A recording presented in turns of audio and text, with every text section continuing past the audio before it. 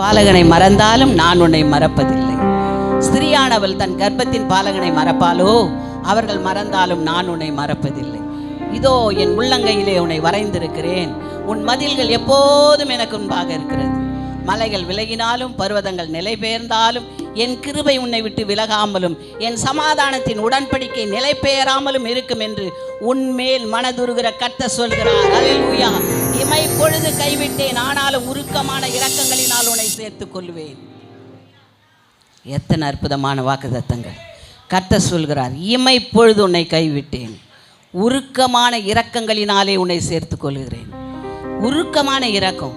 ஒரு தாய் தான் தன் பிள்ளைகளுக்கு உருக்கமான இரக்கத்தை காட்ட முடியும். அதை விட மேலாய் காட்டுகிறவர் நம்முடைய ஆண்டவர். அல்லேலூயா, அல்லேலூயா, அல்லேலூயா. இந்த மாதம் நம்முடைய வாக்குத்தத்தம்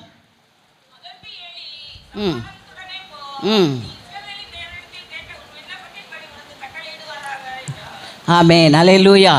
அதற்கேலி நீ சமாதானத்தோடு போ, இஸ்ரவேலின் தேவனிடத்தில் கேட்ட உன் விண்ணப்பத்தின்படியே கர்த்தர் உனக்கு கட்டளையிடுவார். அல்லேலூயா, அல்லேலூயா. கர்த்தர் கட்டளையிடுகிற தேவன், மறக்கிற தேவன் அல்ல. அவர் மன்னிக்கிற தேவன். அவர் நம்மை கைவிடுகிற தேவன் அல்ல, அரவணைக்கிற தேவன். பாசத்தோடு நம்மை கிட்டி சேர்க்கிற தேவன். அல்லேலூயா. கர்த்தரால் ஆகாத காரியம் ஒன்றுமே இல்லை. அவர் நம்மை எப்போது நினைக்கிறவராக இருக்கிறார். அல்லேலூயா. அனாதை என்று விட்டு விடுகிறவர் அல்ல, திக்கற்றவர்கள் என்று விட்டு விடுகிறார் அல்ல. எல்லாரும் புறக்கணிக்கப்பட்டவர்கள் என்று எல்லாரும் புறக்கணிக்கலாம், ஆனால் கர்த்தர் புறக்கணிக்க மாட்டார். அல்லேலூயா. அவர் விசாரிக்கிறவர். அல்லேலூயா. அன்புதான் மகனே, மகளே, நீ தனியாக இருக்கிறேன்னு நினைக்காத, கர்த்தர் உன்னோடு கூட இருக்கிறார். அல்லேலூயா. தனியாக எப்போவுமே ஆண்டவரே நான் லோன்லியாக ஃபீல் பண்ணுறேன், நான் தனியாக இருக்கிறேன், என்னை யாரும் விசாரிக்கிறதுக்கு ஆள் இல்லை, என்னோடு கூட பேச ஆள் இல்லை, அப்படியெல்லாம் சில நேரத்தில் நமக்கு வரும். யாருக்கும் வராது இருக்காது இல்லையா? நம்ம குடும்பத்தில் ஏதாவது ஒரு பிரச்சனைகள் கஷ்டங்கள் வரும்போது நம்ம என்ன பண்ணுவோம்? ரொம்ப தனிமையாக உணர்வோம். ஆனால் கர்த்தர் சொல்வார், நீ தனியாள் இல்லை, நான் உன்னை கூட இருக்கிறேன். அல்லேலூயா. தாய் மறந்தாலும் நான் உன்னை மறப்பதில்லை என்று சொன்ன ஆண்டவர் நம்மை மறக்காமல் எப்போதும் காத்து கொண்டு இருக்கிறார். இங்கே ஒரு சகோதரியை பற்றி நாம் பார்க்க போகிறோம். அந்த சகோதரி எல்லாராலும் புறக்கணிக்கப்பட்டவள். அல்லேலூயா. யாரும் அவளை என்ன பண்ண மாட்டாங்க? நேசிக்க மாட்டாங்க. சமுதாயத்தால் அவள் ஒதுக்கப்பட்டவளாக இருந்தாள், சமுதாயத்தால் வெறுக்கப்பட்டவளாக இருந்தாள், சமுதாயத்தினால் அவளை பார்க்கும்போதே இவளா அப்படின்னு சொல்கிற நிலைமையிலே அந்த சகோதரி இருந்தாள். அவளை யாருமே விசாரிக்கிறது இல்லை. அவளுக்கு எந்த விதமான சொந்த பந்தங்களும் இல்லை. யாரும் அவளை விசாரிக்கல, தனிமையாய் காணப்பட்டாள். அல்லேலூயா. அவள் 4 பேருக்கு மத்தியில் கூட போக முடியாது. அவளால் 4 பேருக்கு மத்தியில் கூட போக முடியாது. போனால் அவங்க என்ன பண்ணுவாங்க தெரியுமா? ஐயோ இவ வந்துட்டா என்று சொல்லி ஒதுங்கி போவார்கள். அவளை பார்த்து என்ன பண்ணுவாங்க? ஒதுங்கி போவாங்க. அப்படிப்பட்ட சூழ்நிலையில் தனியாய் விடப்பட்டதான ஒரு சகோதரியை கர்த்தர் தேடி வருகிறார். அல்லேலூயா, அல்லேலூயா. யாருமே இந்த பொண்ணுக்கிட்ட பேசலை, யாருமே இந்த சகோதரிக்கிட்ட பேசலை.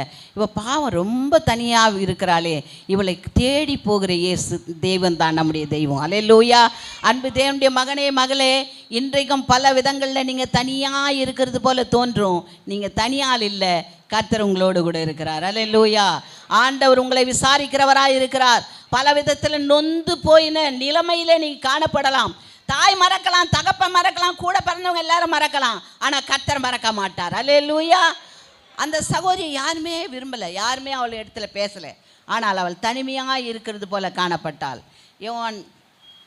யோவானுக்கு எழுதின நிருபம் சுவிசேஷம் 4ஆம் அதிகாரம் 8வது வசனத்தை ஒருத்தர் வாசிக்கலாம்.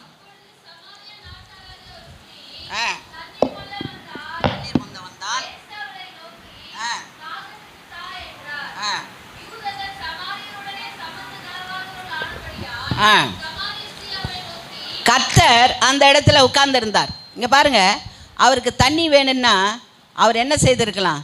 ஒரு வார்த்தை சொன்னால் போதும், வானத்திலேருந்தே அவருக்கு தண்ணீர் வரும்.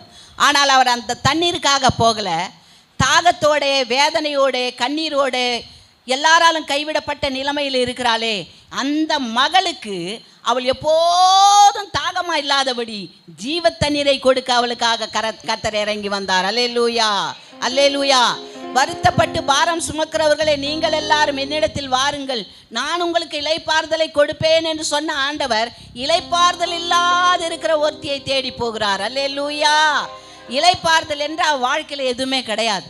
அப்படிப்பட்டவளை தேடி ஆண்டவர் போகிறார். ஆனால் அவள் என்ன சொல்கிறா, நீ யூதராக இருக்க, இங்கே ஜாதியை வெளிப்படுத்துகிறா. இங்கே என்னத்தை வெளிப்படுத்துகிறா? ஜாதி. நீர் யூதராக இருக்க என்னிடத்தில் தாகத்துக்கு தா என்று நீ கேட்கலாமா? சமாரிய ஸ்திரியாகிய என்னிடத்தில் தாகத்துக்கு கேட்கலாம், கொடுங்கள் என்று கேட்கலாமா என்று ஆண்டவர் இடத்துல அங்கே ஜாதி ரீதியாக பார்க்கிறான். நீர் உயர்ந்தவர், நானோ தாழ்த்தப்பட்டவள், எல்லாராலும் ஒதுக்கப்பட்டவள், என்னுடைய கரத்திலிருந்து நீ தண்ணீர் வாங்கி குடிக்கலாமா, கேட்கலாமா என்று ஒரு கேள்வியை அங்கே கேட்கிறார். அப்போ ஆண்டவர் சொல்லுகிறார், உன்னிடத்திலே தாகத்துக்கு தா என்று கேட்கிறவர் இன்னார் என்று நீர் அறிந்திருந்தான். அது அடுத்த வசனம் வாசிங்க.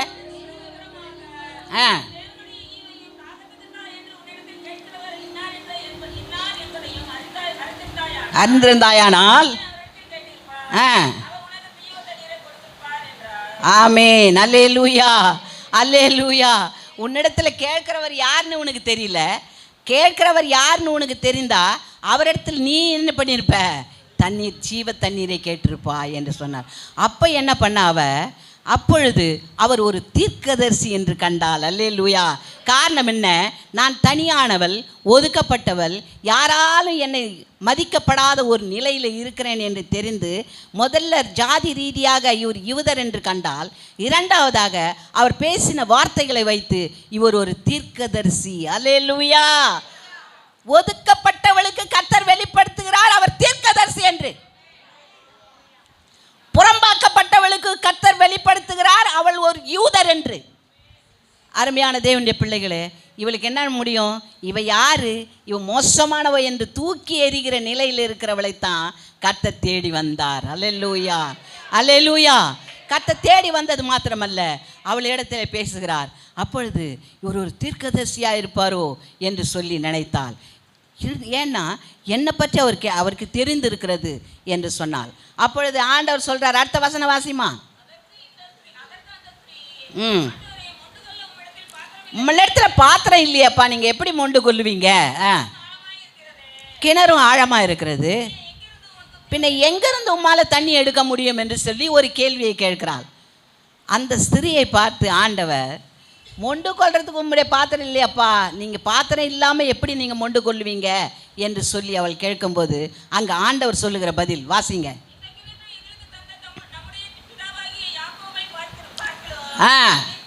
பெரியவரோ அவரும் அவர் பிள்ளைகளும் மிருக ஜீவன்களை இதில் குடித்தது உண்டே என்றால், இந்த தண்ணீரை குடிக்கிறவனுக்கு மறுபடியும் தாகம் உண்டாகும், ஒரு காலம் தாகம் உண்டாகாது என்று சொன்னார். அல்லேலூயா. இப்ப என்ன சொல்றா? இவர் மேசியா. அல்லேலூயா.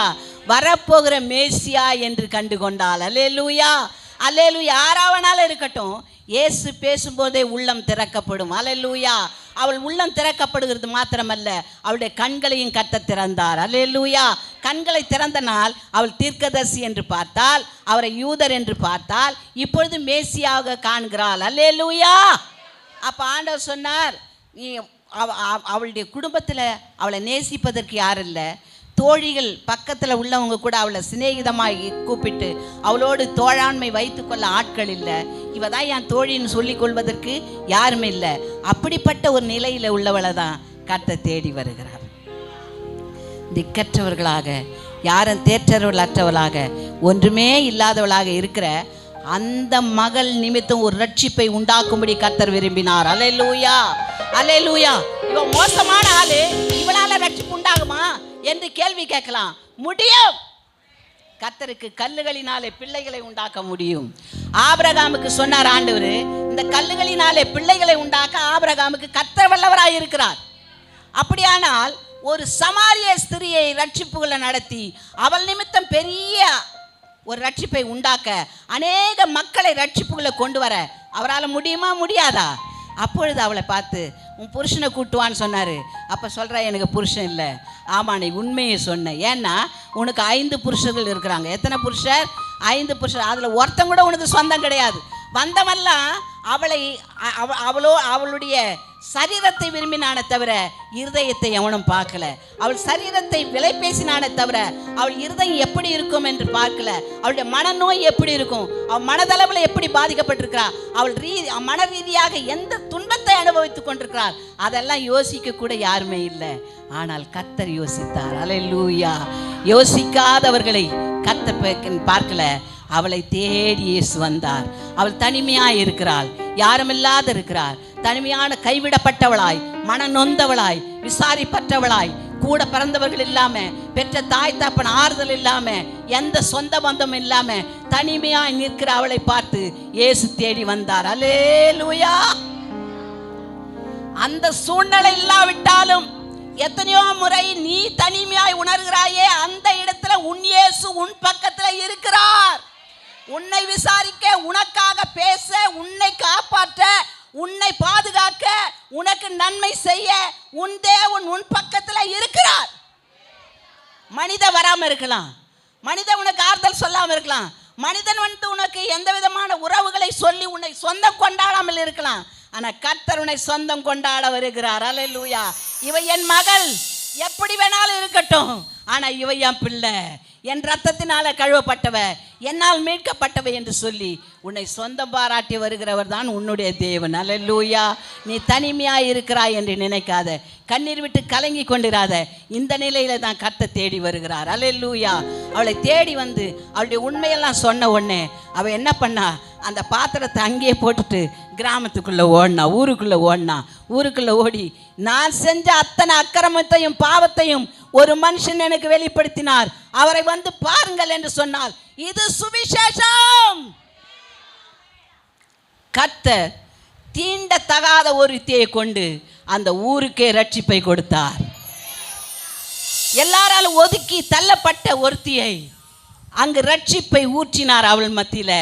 அவ போய் அங்க சொல்றா, நான் செஞ்ச பாவத்தெல்லாம் ஒருத்தர் வந்து சொன்னார், அவர் தான் மேசியா, வரப்போகிற மேசியா வந்திருக்கிறார், என் பாவத்தை வெளிப்படுத்தினார், என் அக்கிரமங்களை சுட்டி காட்டினார், அவரை நீங்க வந்து பாருங்க.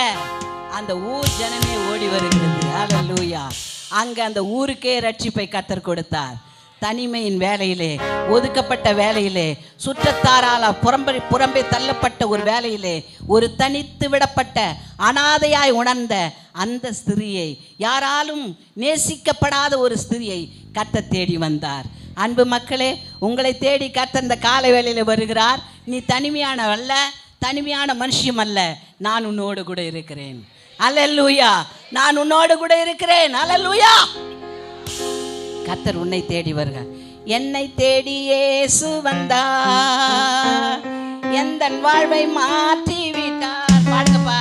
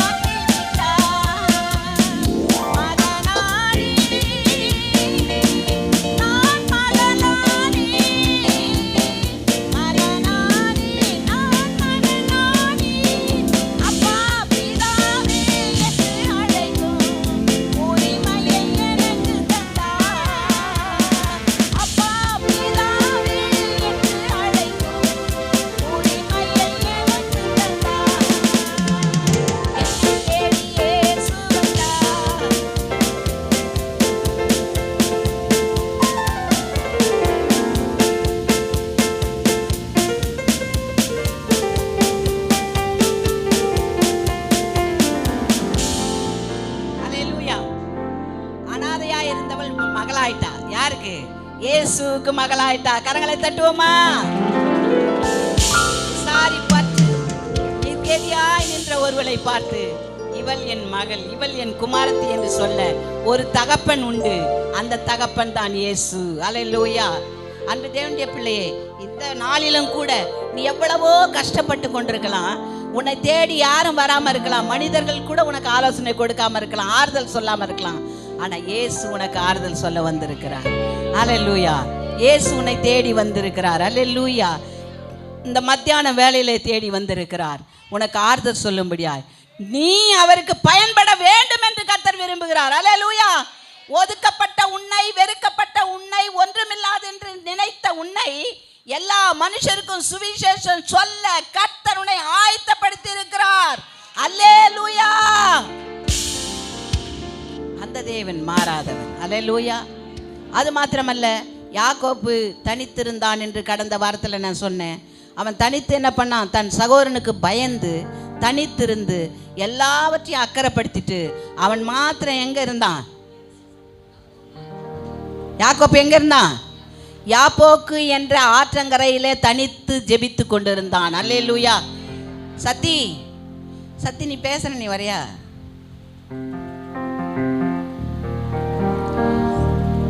அவன் தனித்திருந்தான். அப்பொழுது அவன் யாருக்கு பயந்திருந்தான்?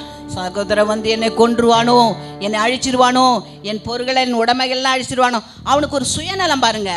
அவன் வந்து இராணுவத்தோட குதிரையோட எல்லாம் வந்து அழிச்சா கூட முதல்ல எதை அழிப்பான்? வேலைக்காரி பிள்ளைகளை அழிப்பான். அதுக்கப்புறம் பிள்ளைகளை, மனைவியெல்லாம் அழிப்பான். நான் மட்டும் பத்திரமா போய் என்ன பண்ணுவேன்? யாப்போக்கே நம்ம ஆற்றங்கரையில் உட்காந்து ஜெபம் பண்ணிட்டு இருப்பேன்னு நினைச்சான். ஆனா கர்த்தர் அப்படி செய்யல. கர்த்தர் அப்படி செய்யல. கர்த்தர் ஏசாவின் இருதயத்தை மாற்றினார். ஒரே ஒரு ஜெபம் கொல்ல வந்தவனை கர்த்தர் மாற்றி அவனுக்கு திரும்ப வந்து கட்டி பிடித்து அணைத்து சகோதரனுக்கு முத்தமிட்டு அவனை வாழ்த்துகிறதை நாம் பார்க்கிறோம். அன்பு சகோதரனே, நீ கூட அந்த நிலைமையில தான் பயந்து போய் இருந்தால் கர்த்தர் சொல்ல, பயப்படாத. உனக்கு விரோதமாய் உருவாக்கப்படும் ஆயுதங்கள் வாய்க்காத போகும். உனக்கு விரோதமாய் வருகிறவர்கள் ஒரு வழியா வந்தா 7 வழியா திரும்பி போவாங்க. நீ எதற்கும் பயப்பட வேண்டிய அவசியம் இல்ல. உன்னை கொல்ல வருகிறவனை கொல்ல மாட்டான், உனக்கு நண்பனாய் மாறுவான். நீதிமொழிகள்ல சொல்லப்பட்டிருக்கிறது, ஒருவனுடைய வழி கர்த்தருக்கு பிரியமா இருந்தால் அவன் சத்துருக்களும் அவனோட சிநேகமாவார்கள். அல்லேலூயா. ஒருவனுடைய வழி கர்த்தருக்கு பிரியமா இருக்கணும். உன் வழி கர்த்தருக்கு பிரியமா இருந்தா உன்னை கொல்ல வர்றவன் கொல்ல மாட்டாங்க, சிநேகிதனா மாறி போவான். உன் வழி கர்த்தருக்கு பிரியமா இருக்கணும். உன் வழி தாறுமாறா இருக்கக்கூடாது.